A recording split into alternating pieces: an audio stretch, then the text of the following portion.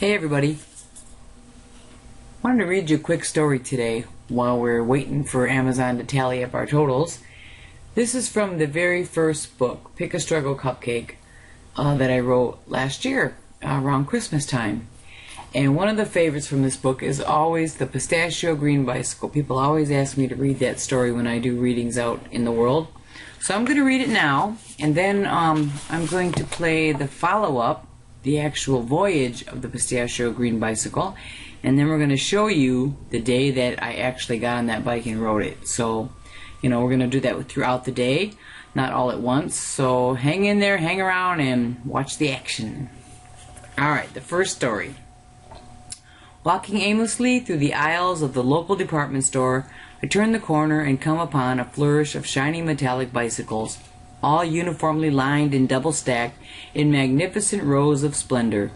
The smell of rubber overcomes me, and I am immersed back in time to a long-forgotten childhood memory. Instantly, I visualize myself racing along the sidewalks of my beloved hometown on my little orange Huffy with black racing stripes, high handlebars, and a long black banana seat. Listening to the tires whirling beneath me as my feet frantically pump the rubber pedals, I can feel the wind rush against my face when suddenly, "Price check, home goods," crackles brashly across the intercom speakers overhead, and I come crashing down back into the toy department.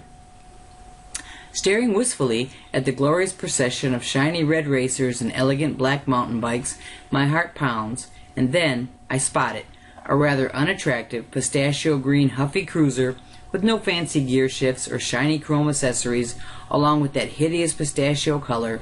It did not really fit in. I studied its big sturdy tires and the enormous white seat which rested snugly atop a layer of curly springs. It had character, that was for sure. It stood there, alone, among the sleek specimens of modern technology, proud, strong, and sturdy, much like myself. It seemed like 100 years since the thought of riding a bicycle had ever crossed my mind, yet something drew me to it. I reached out and touched the soft leather seat, and then I clutched the white rubber handlebar grips. They felt glorious in my hands as I slowly rolled the contraption from its designated place in line, much like one would lead a thoroughbred out of its stable. As I gently popped the kickstand down, I could see people in the aisles trying not to stare, but they watched inquisitively from the corners of their eyes. As I studied the pistachio green stallion, I suddenly realized that we were meant for one another. I knew in my heart I might never have the courage to actually climb upon that majestic cruiser to take a ride, and yet I rolled it proudly through the store and to the front of the registers.